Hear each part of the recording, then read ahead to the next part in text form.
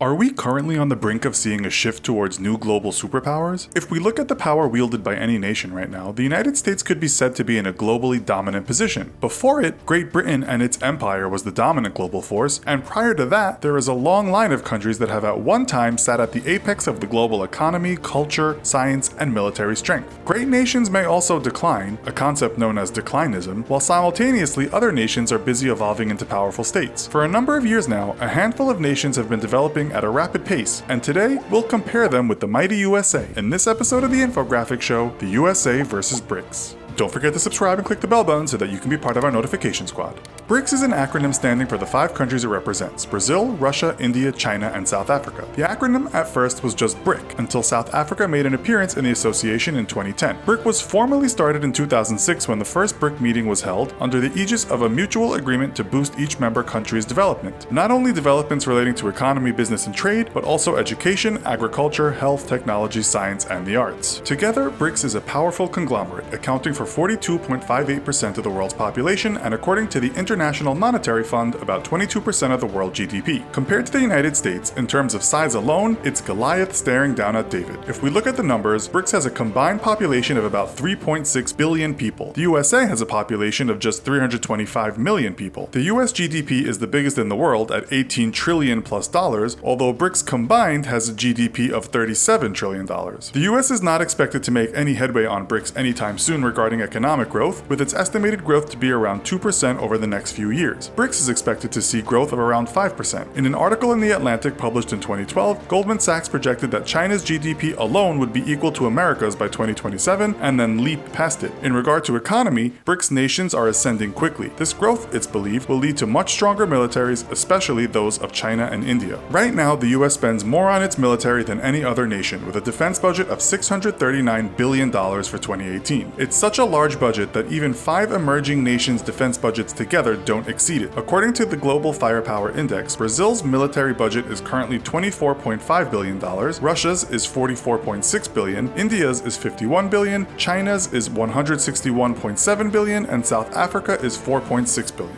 Combined, BRICS countries have a defense budget of $286.4 billion. This is even more astonishing when you consider that China and India are both in the top countries for highest military expenditures. In terms of feet on the ground, you probably already know the US is severely outmanned. The US has 1.3 million active military personnel and a further 811,000 acting as reserve personnel. China alone has 4.6 million total personnel, India 3.4 million, Russia 3.2 million, Brazil 2.1 million, and South Africa 106,000.